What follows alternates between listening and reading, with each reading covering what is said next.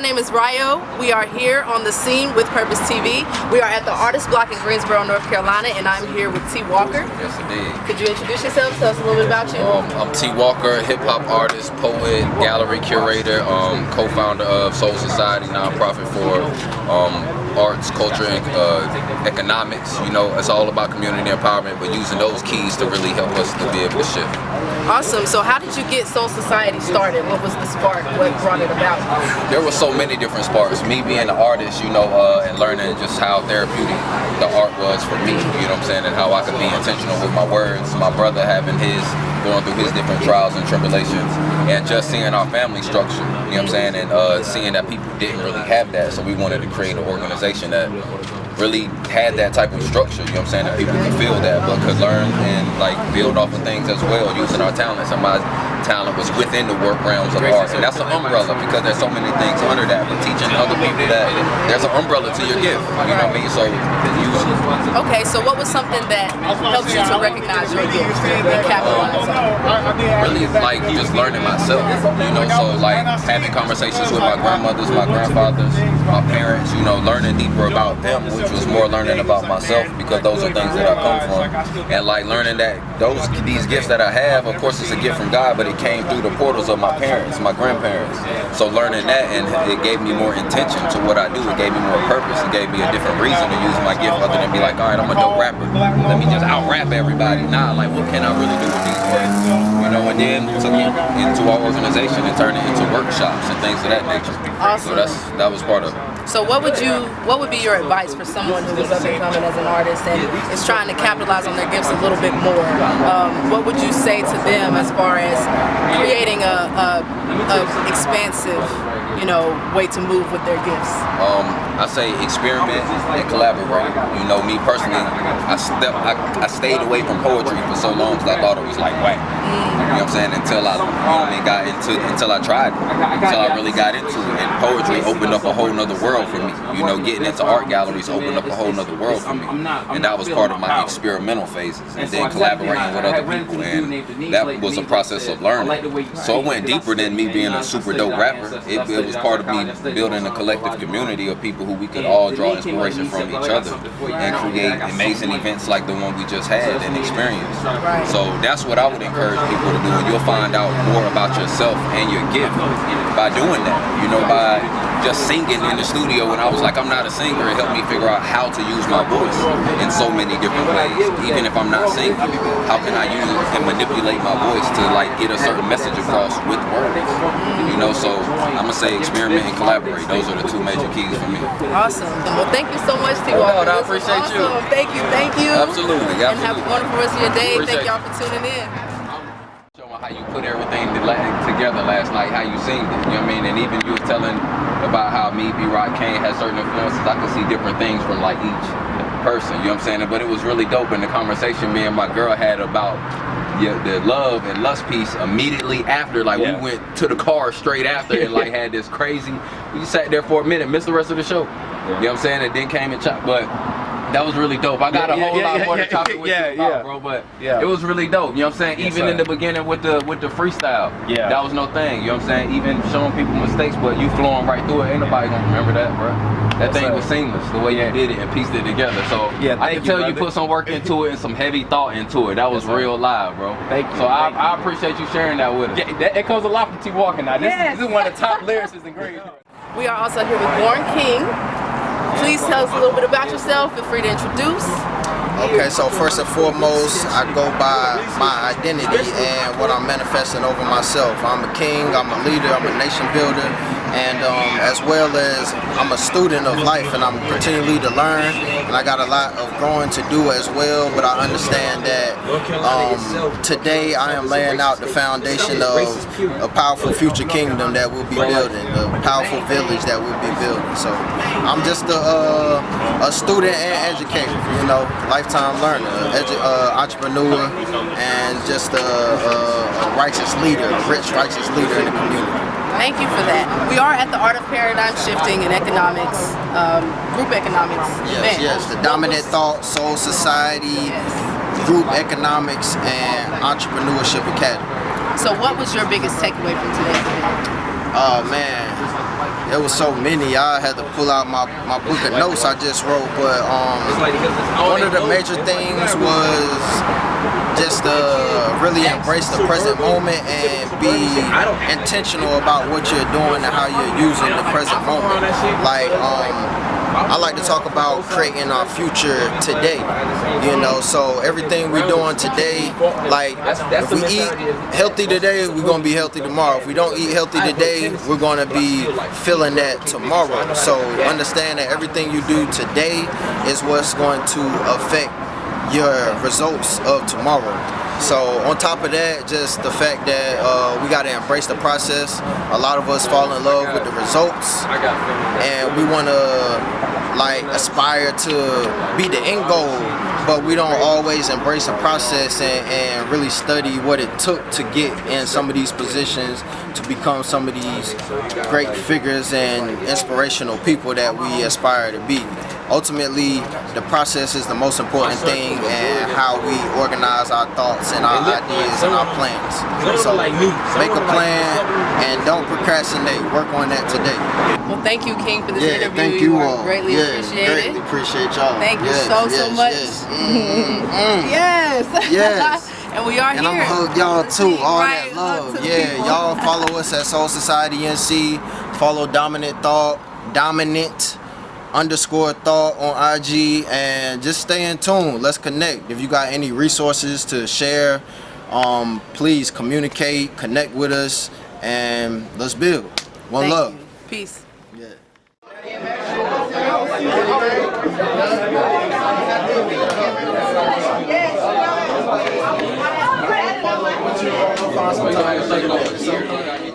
Today we have Dominant Thoughts. Could you introduce yourself and tell us a little bit about you?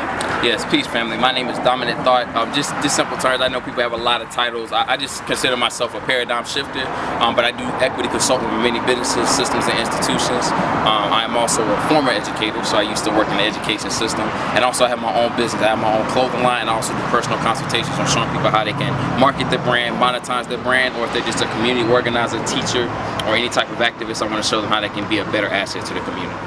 Okay, so can you tell us a little bit about what inspired the Art of Paradigm Shifting and Group Economics event that you put on today? Yeah, absolutely, man. You know, it kind of is like my personal story of like how I was changing and coming into business and wanting to do for my own. First, it kind of started with the teachings of the most honorable Elijah Muhammad. He was one of the biggest paradigm shifters that we have in the 60s. But at the time, the 60s had a different type of culture. It wasn't introduced to the technology that we had. So we had to do it a different way. So I was kind of just searching as I got this old like paradigm of a way of kind of taking the same concept and the same knowledge, but applying it to a different group of young people who think differently, who got access to different things. And we got more access than we ever did. And so when I ran into 19 Keys, the same video that he talked about in the event, that's the same video that I saw. But what caught me was the crown, because I knew what the crown represented. And I knew that symbolism would actually bring a new paradigm to people, because people kind of have a new way of looking at you. They may not get everything that you say, but they will look at what you're wearing, right? People, first impressions always mean everything. And so when they see this, that's going to stick out a lot more. And so I knew that was a paradigm shifting activity. But when I heard the brother speak, I also knew that he had a certain language that he was using that was going to shift people's paradigm. So for me, it just started with those YouTube videos. I was also in close proximity with other business owners who showed me how to get into business. In fact, when I went to grad school, I had 3 degrees: pre-law, criminology and sociology, and entrepreneurship. But I learned entrepreneurship outside of grad school. So within that network and within those YouTube videos and staying in close proximity with the shifters, I knew that 19 Keys, since it was the first person I saw, I knew I had to get him into the building. And so that's what created that event. But I also want to give a shout out to Soul Society, because they were right there by my side when I said that, yo, I want to get the shifters to North Carolina, because I want the energy to come to our city so we can actually elevate the frequency here. I like that. I like that. So you mentioned that you do equity consulting. Yes. I know equity is an important concept that could use a lot of clarification. Could you explain or expand a little bit on equity? I think the most confusion that people have when it comes to equity is that they mistaken it with equality, right? So equality is like putting people like kind of on, giving them like the same access, right? But it doesn't talk about where they start, right? So we have a 400-year problem in this country, right? Actually 243 years if you do the math, based upon how the Constitution was made. But since the first foundation of the successful English colony in this country, what we realize that it predates back to 1607, right? So we have like a 400-something odd year problem that we're dealing with. And what I realized is that within that 400-year problem, we've actually created a system that have by far and by just by circumstances, by outcomes, also favors people who identify as white. And right, so what we have is that we have this system that just subconsciously, based upon its outcomes, automatically give appreciation, privileges, and advantages to people who identify as white, and people of color have to literally trail behind, or they have to fall back and get into last place, particularly if you identify as black. And those are kind of like the bookends, and we'll explain that a little bit later. Actually, if you log into the racialequityinstitute.org, you can get more understanding of what we do in terms of how we break down the concept of race and class and how that ties together with our current system. But equity pretty much means that we're not only giving people the same access to resources and opportunities, but we're putting everybody on an equal playing field. So that means that we're giving everyone the resources, the tools, the access, so they can actually be on the same status as the people who are already advantaged. So for instance, we talk about a case of reparations, right? What does reparations look like for people who are quote unquote black, Native American, and Latinx, who lost their land, who got pushed into a slave labor system, and who have been by policies in different type of institutional practice have been pushed into areas of concentrated poverty where they don't have resources. So what that look like, what equity looks like, is that we're giving people fair accesses to land. We're giving them access to housing. We're giving them a different tax system, right, so they can actually catch up. We're giving them access to resources. We're giving them the tools to make them self-sufficient so they can build their community. And that's what equity looks like, right? Equality will be like, okay, regardless of where you stand, I'm going to open up the doors for you to now to get access to these resources, right? Without taking into consideration they've been living in poverty for the last 7 generations. Without taking into consideration that we took their land and now they're suffering from depression, have all these mental health issues, and we push them into food deserts, et cetera, et cetera. So those things have to be taken into consideration. So equality pretty much is just giving people access to resources regardless of their socioeconomic status or where they're coming from, but equity is putting everybody on the same plane field. Very well explained. So at this event, what would you say your biggest takeaway would be? My biggest takeaway is the inclusion piece that 19 had mentioned. What can I create? What platforms can I create to include more people in the process? We are a very talented generation. Very talented. The only problem that we have is that with the knowledge and the talent that we have, there's a gap with access. And the access is that we create platforms that we don't include everybody in. Right? I want everybody to eat. I want everyone to be a part of something. Even if I can't give you the income that you have from your regular job, at least you get something based upon your own talents and ability. And I feel like that's what gives people more joy, when they can be a part of something, doing the things that they like doing. And so I took that away from us. I think that's a huge paradigm shift. The paradigm shift that happened for me is that when I was able to employ someone to help me organize an event that they genuinely already cared about. Right. And that gave me complete satisfaction. And I think that paid me more spiritually, intellectually, and emotionally than any other type of monetary or currency that can ever give me. In fact, that is the true currency. It's literally how you rotate and circulate your energy. And so it gave me that. So that's what I took away most from the event, is just this concept of inclusion. To learn how your limitations, to learn how to push past your limitations, to realize that everything that I'm doing is really 90% mental. 90% mental. My activities are moved by my mindset. The things that I eat is moved by my mindset. The people that I talk to is based upon my mindset. How I change the environment is based upon my mindset. The energy that I put in there. You know, how everything is about my mindset. So I joined World Ventures. I shift my paradigm because I wanted to really just be the person I always saw myself becoming. But I knew I couldn't do that because the person that I was previously in the past was stopping me from doing it. So I had to kill that person. I had to kill who I used to be. Who I was 2 years ago, that person is dead and gone. Who I was 10 years ago, that person is dead and gone. That leap of faith. Yeah, that leap of faith. And you know where it starts, bro? It starts the minute that you walk in that car and say, this is who Timothy McCain is. And everything else is execution. So what would your biggest advice be for the individual who is struggling to find their role, struggling to find their purpose, doesn't necessarily understand who they are and how they can contribute? So there's two things I would recommend for anyone that's starting out who wants to find that purpose. The first thing I would tell someone to do is just to sit down and explore their imagination, their creativity. And the way you can do that is through meditation. The whole purpose of meditation is not really the science of thought. I know people can tell you a whole bunch of different things about meditation. I want people to use meditation to observe their thoughts and to figure out a way they can change their thoughts. Because what we can do as creators is that we can literally create our reality through our thought processes. So what your imagination is going to do is going to help you see something that you couldn't see before. Because the only reason why people can't get or find their purpose is because they don't see their purpose. They don't see themselves doing their purpose before it even happens. That's what living in the moment is all about. It's seeing something or foreshadowing something, right? So tapping into your imagination is extremely important. And then after you tap into your imagination, you kind of figure out who you are. And you know, it takes some time. You have to write it down. You have to struggle with it. You have to consult with other people. Do whatever you can do to tap into your imagination. I'm hanging out with a lot of young people because regardless of all the stuff they're getting themselves into, they're the most creative group. And it keeps me creative, right? I like being around artists because it keeps me creative. It keeps me tapping into my imagination, right? Get back into that child state mindset. Tap into your imagination. Second thing is that you got to have faith in yourself. Right, what kills a lot of people is that they beat themselves up before they even start. You know, so in tap into your imagination, after you see yourself, you have to have faith that you already are that person in the present moment, right now. Not tomorrow, I'm going to be this person tomorrow or next week or next month. No, you are that person right now, and you already foresee it, right? That's who you are. Everything else is going to fall into alignment because all the actions, all the habits, all the feelings, all the thoughts are going to push through to make sure that you become that person because you have faith in yourself and you already seen it before it actually happens. Right. Okay, so you mentioned observing your thoughts, and I know you speak a lot about mind management. Yes. What do you do to, or what did you do to alter your thoughts to put them in a more positive place so that you're creating exactly what you want and not what you don't want? Okay. So a meditation.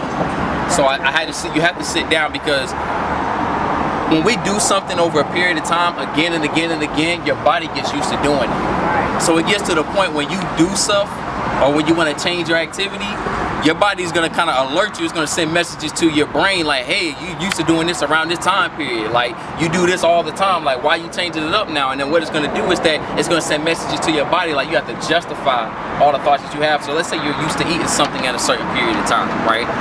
Let's say you want to start fasting now. When that time period comes, you're going to start getting hungry, right? And it's not really about you're being hungry or not. It's because your brain and your body has been so trained to eat at a certain period of time. When you start shifting it, your body's going to start having reactions, kind of like the unconscious mind. So to initially answer your question about how to kind of change and observe your thought, when you meditate, you have to observe your body and your mind to see what those thoughts are telling you. And then once you change them, you want to kind of like, okay, so how can I shift? What can be the reward? There's a great book called The Power of Habit by Charles Duhigg, and he pretty much says that within every habit there's a cue and a reward. The cue is kind of like the alarm state, what triggers you. The reward is like, okay, after I do this certain habit, what do I get from it, right? So if you're used to eating, right, and you know that, okay, this is the time for me to eat, the reward is I'm satisfied and I'm full. If you're fasting, then you'll be like, okay, so this is when I usually eat. What thought can I create or what environment can I create to change my mindset about eating, right? So it can be writing poetry. It can be writing your plans.